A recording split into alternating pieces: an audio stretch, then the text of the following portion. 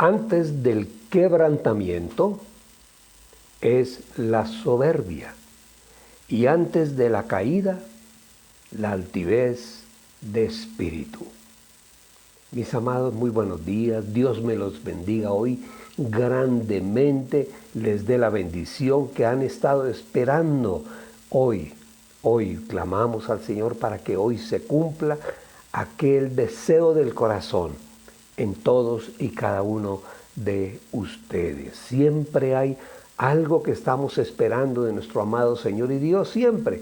Y esa es la esperanza. Qué bueno, qué bonito. Nosotros dependemos absolutamente de Él, de nuestro Padre, hermoso Padre Celestial, un Dios de amor, un Dios de paciencia, un Dios de bondad.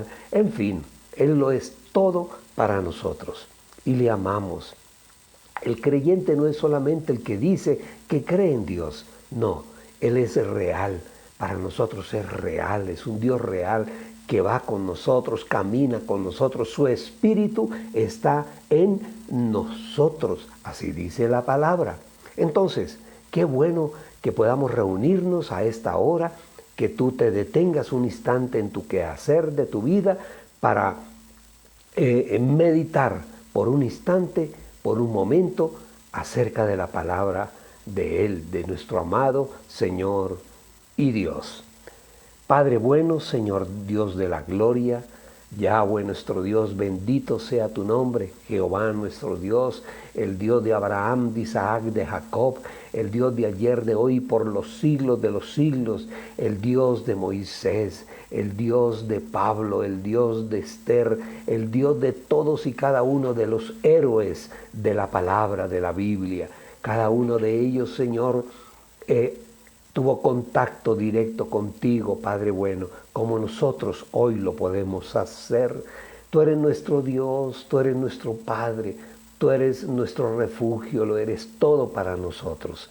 Eres real, para nosotros eres real, Dios, porque abrimos el corazón, te lo entregamos y ahora te podemos sentir, te podemos ver en muchas circunstancias.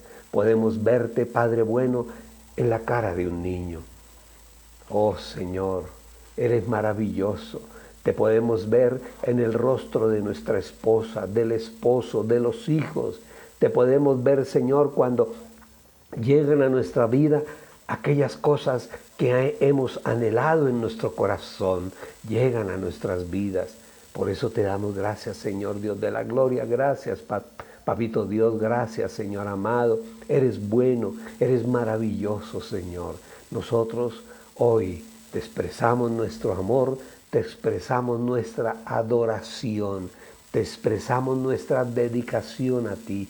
Creemos en lo que tú nos dices en tu palabra y te damos gracias, Señor.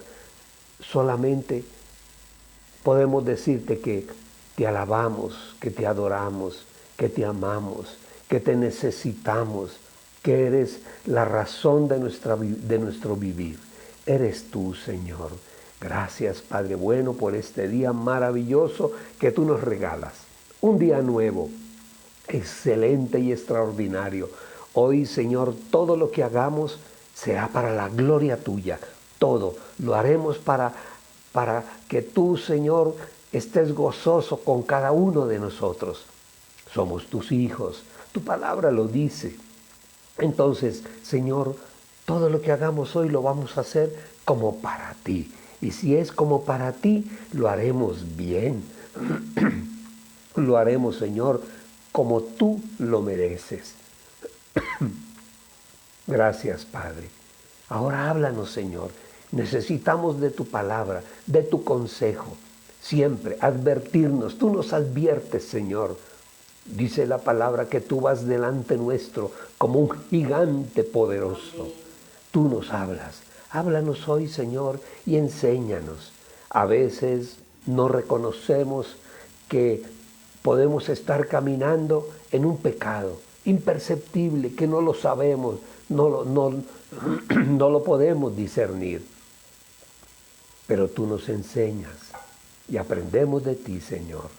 Háblanos a todos los que estamos reunidos hoy alrededor de esta imagen, Señor. Háblanos. Gracias te damos, Señor. Gracias, Papito Dios, gracias.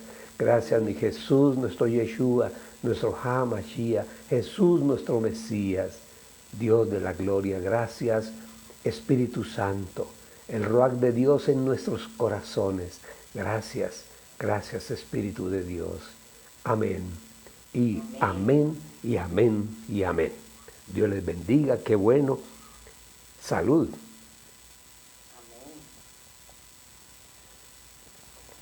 Qué delicia. Ese café alegra el corazón también.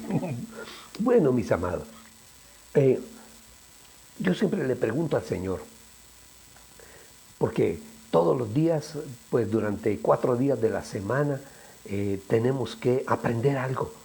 El devocional no solamente es para venir y alabar, adorar a nuestro amado Señor y Dios. Claro que sí, siempre lo hacemos. Oramos, le damos gracias a Él por ser quien es. Maravilla. Él es nuestra maravilla, es lo mejor para nosotros. Es nuestro héroe, nuestro amado Señor y Dios.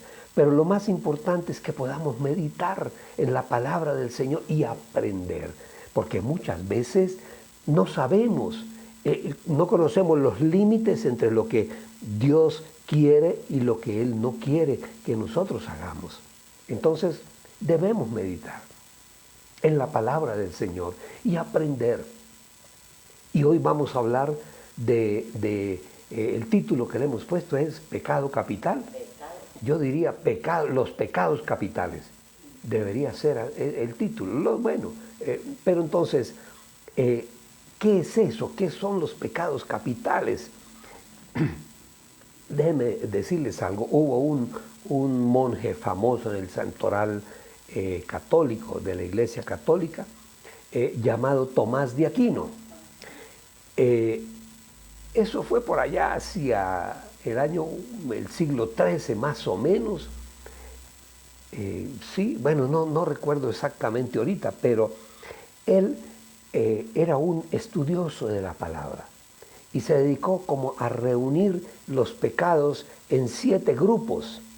Y digo los pecados porque el pecado no es, aun cuando pecar es una sola cosa, ofender a Dios, ir en contravía de los mandatos de nuestro amado Señor y Dios, hay formas de pecado. Entonces, él dividió en 7 los pecados. Eso es lo que categóricamente se llaman los pecados capitales que debemos evitar a toda costa. Pero para poderlos evitar tenemos que reconocerlos. ¿Qué quiere decir cada uno de ellos? Empecemos por definir la palabra capital, porque de pronto no tenemos muy claro. Pecado capital, ¿por qué? Porque capital es un sustantivo de cabeza, es la cabeza, es la parte superior que dirige el cuerpo. Acuérdense ustedes que las columnas tienen una parte superior que va apoyando el techo. Recuerdan ustedes que se llaman los capiteles, la cabeza. Cuando él habla, Tomás de Aquino, habla de los pecados capitales, está hablando de pecados que dirigen el cuerpo, que dirigen nuestra vida, sobre todo nuestra vida animal. Entonces, en el caso de los pecados capitales que nombra Tomás de Aquino, estamos hablando de algo que se aplica, metafóricamente hablando, es una metáfora, se aplica al principio de algo. Entonces, el pecado de la soberbia es principio de algo. Por eso se llaman capitales. Son la cabeza. Esos son pecados capaces de engendrar, de crear otros pecados, de ser el principio, de ser el inicio, el punto de partida de otros pecados. Espero estarme haciendo entender. Entonces, tenemos que identificarlos. Si tú no identificas algo que estás haciendo y es un pecado, y si tú no lo identificas, seguirás en él, caminando en él, haciendo cosas en ese pecado. Entonces tenemos que identificarlos, porque si es un pecado capital, es cabeza de otros pecados. Esa es la parte que quiero que quede clara en este día. Es la cabeza, el inicio, el comienzo, el punto de partida de otros pecados. Entonces, tenemos que aclarar algo, dejarlo muy claro en nosotros. En nuestra fe cristiana, además de creer y amar a Dios, porque debemos creer en Dios, debemos amarlo. A Él tenemos que amar. Por eso el primer mandamiento que el Señor Jesús le recuerda a todos los fariseos y saduceos, que ellos ya se habían envuelto en la religiosidad y se habían olvidado de las cosas importantes y fundamentales. Y algo fundamental, importante en nuestra vida como creyentes es el primer mandamiento. Amar a Dios por sobre todas las cosas. Entonces nuestra fe cristiana está fundamentada en creer en Dios y amarlo a Él. Amar a Dios por sobre todas las cosas.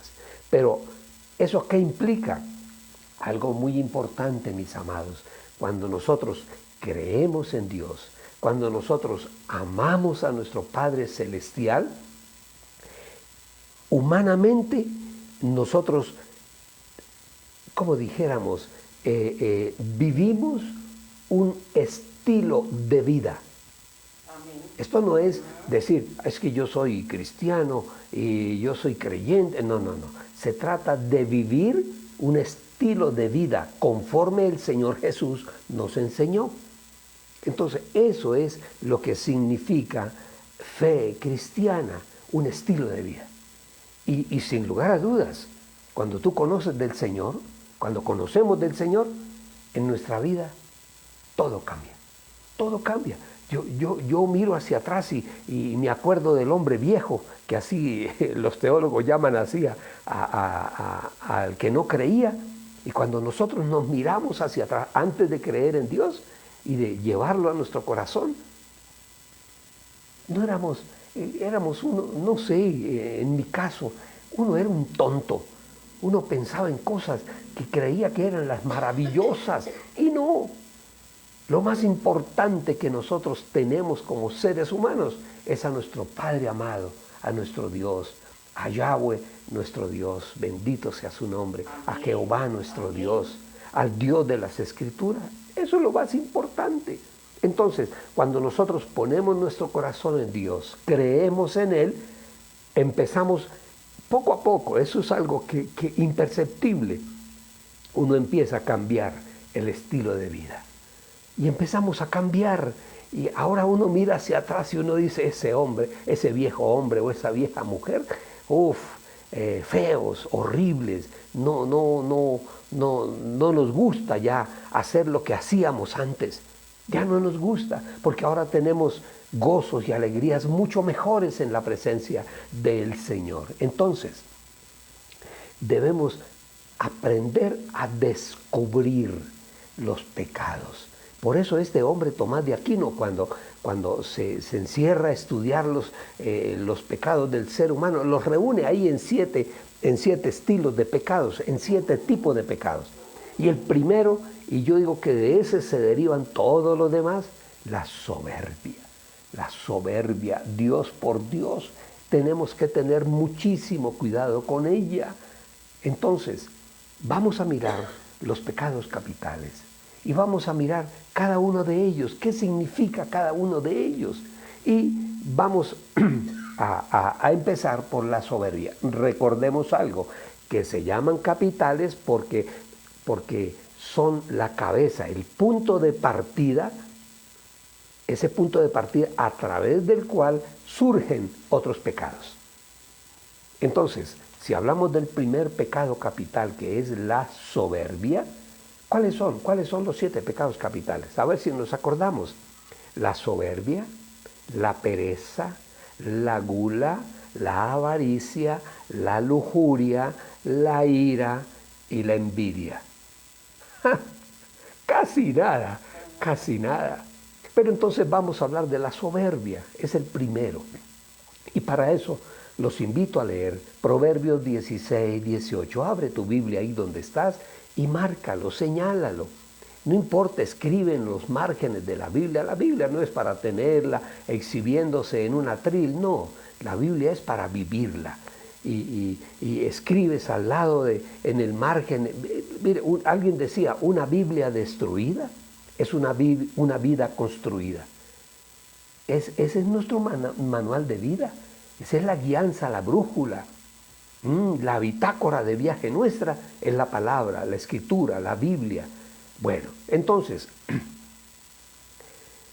vamos a leer Proverbios 16, 18, que ya se lo referí al principio, lo vuelvo a leer. Dice, antes del quebrantamiento, ¿qué es el quebrantamiento? O sea, antes de que venga el problema, está de por medio la soberbia. Y eso es lo que dice. Y antes de la caída, la altivez de espíritu. Muchas veces vamos para el hueco y no lo reconocemos. Creemos que estamos haciendo muy bien. Ese es el problema de estos pecados, que muchas veces son imperceptibles. Y sigue diciendo, versículo 19, mejor es humillar el espíritu con los humildes que repartir despojos con los soberbios. Qué interesante. Voy a leerles otra versión que está en la que se llama la Biblia Pechita. Es una de las últimas Biblias que han salido. Es excelente, tiene expresiones muy bonitas. Y ese mismo versículo, Proverbios 16, 18, dice, antes de la ruina está la deshonra. ¿Ah? Y sigue diciendo, y antes del infortunio, la arrogancia de espíritu. Mejor es el espíritu humilde y de ojos mansos que el que reparte el botín con los poderosos. ¡Wow! La soberbia está antes de la caída. Uno lo ve todos los días, uno lo ve en las noticias.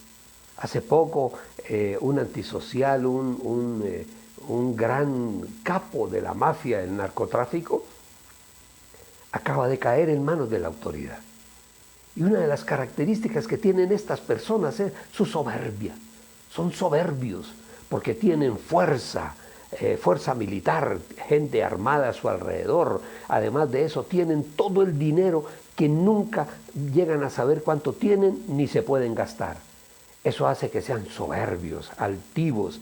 Y esa soberbia, esa altivez, es la que hace que en algún momento caigan en manos de la autoridad. Eso es lo que la palabra nos está diciendo. Mire, vamos a dar una definición de soberbia. Veamos una definición. Uno va al diccionario y busca definiciones. Dice, el deseo de ser más importante o más atractivo que todos los demás. Y eso impide reconocer a los demás. Solo se reconoce la persona a sí misma. Les repito, vuelvo y le repetimos. La definición de soberbia es el deseo de ser más importante o más atractivo. Cuando hablo de más atractivo no estoy hablando de bonito, no, sino aquel que quiere ser el centro de todas las miradas. Y eso hace que esa forma de actuar, ese deseo de considerarse el mejor, el poderoso, el más atractivo, eso impide reconocer a las demás personas. Solo se reconoce a sí mismo. Es lo que podríamos llamar nosotros una sobrevaloración en la psicología, una sobrevaloración del yo. Está sobrevaluada la persona. El soberbio, el prepotente. Tengo aquí algo anotado muy importante. Creer que todo lo que el soberbio hace o dice es superior a lo que digan o hagan los demás. Vuelvo y lo repito. Creer que todo lo que el soberbio hace o dice es superior. O sea, yo soy el único que tengo la razón. Los demás son unos pelagatos que no, en cambio yo sí sé, soberbio. Uf, creer que todo lo que el soberbio hace o dice es superior a lo que digan o hagan los demás. Eso se llama vanidad. La vanidad forma parte de la soberbia. Es como dijéramos, una confianza exagerada en las cosas que la persona hace, el soberbio hace o dice. Exagerado. Se compara con los demás y siempre se va a creer superior a los demás. Una confianza exagerada en las cosas vanas y vacías. Eso se llama vanidad. Esa es una forma de soberbia. Pero también hay una confianza en sí mismo exagerada. Exagerada. Gente que se creen poderosos, intocables. Por ejemplo, muchos de los políticos, yo diría que en el mundo entero, cuando están en campaña, saludan a todo el mundo y abrazan a las viejitas y abrazan al campesino, todo sudoroso y de pronto sucio porque está en su trabajo, pero después de que son elegidos, desaparecen. Ya no se acercan a nadie. Uno los va a saludar y le voltean la espalda y se van. A un político cerca de mí, estaba a medio metro de mí, extendí la mano para saludarlo y él volteó la cara y arrancó a hablar con otra persona. Yo dije, para mí, gloria a Dios.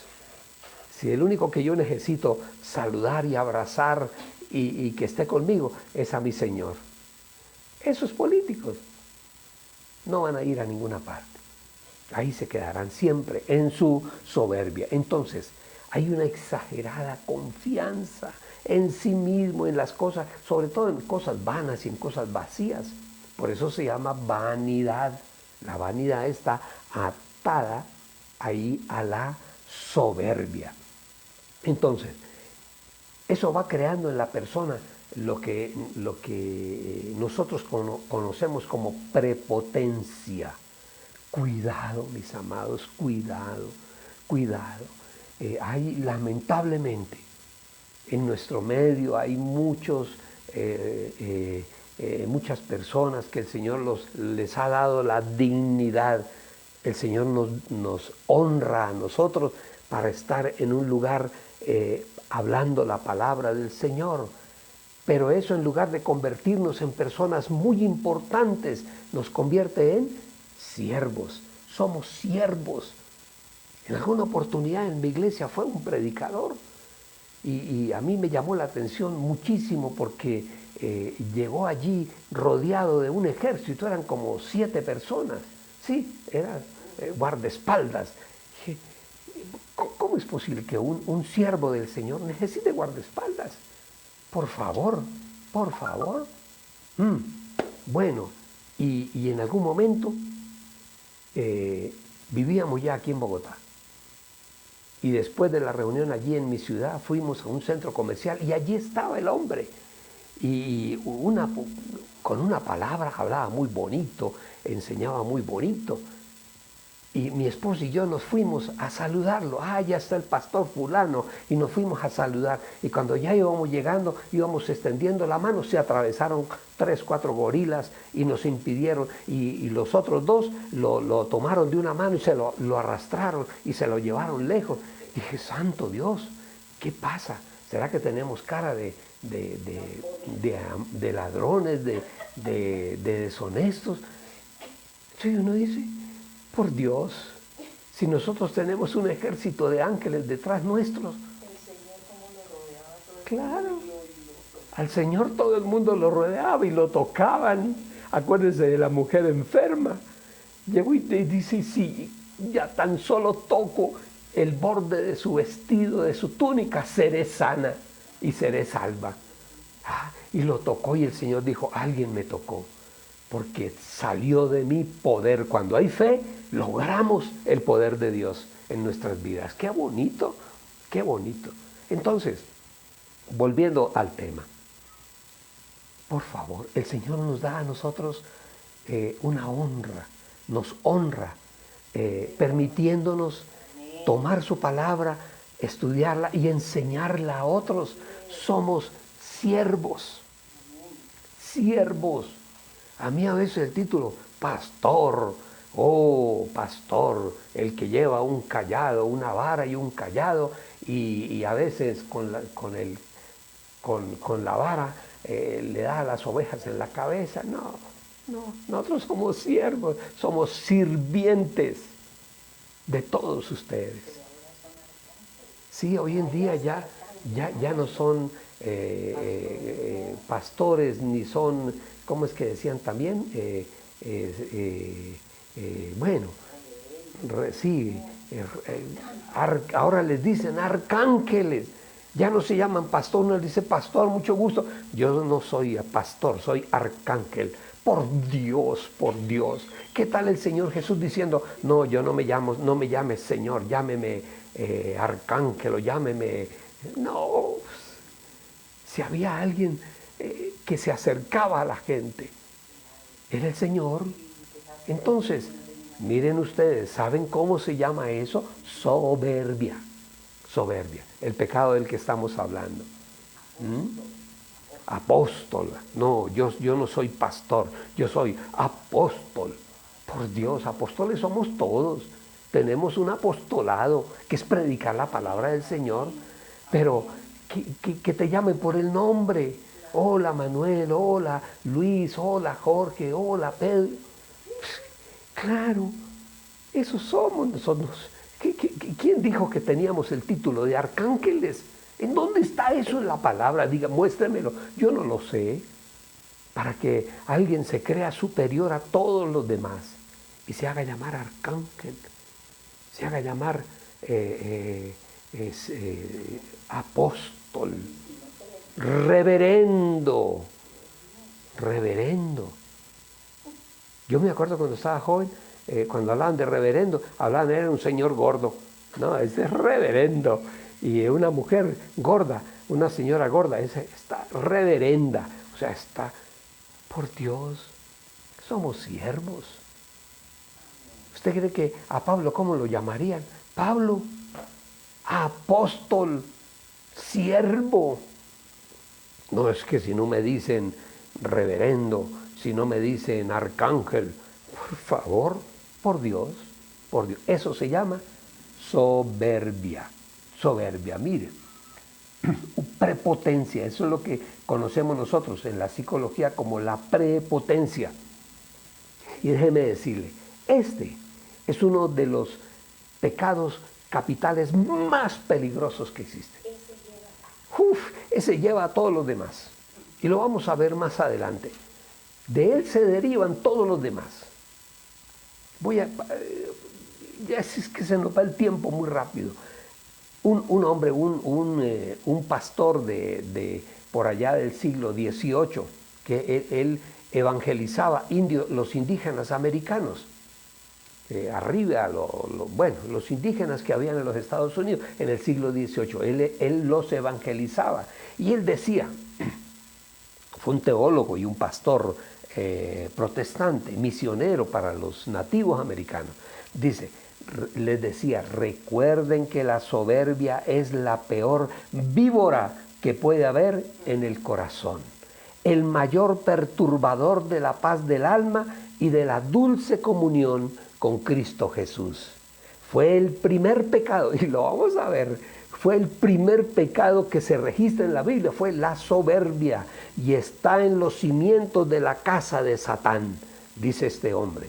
Es el pecado más difícil de arrancar, ya que es el pecado que mejor se esconde.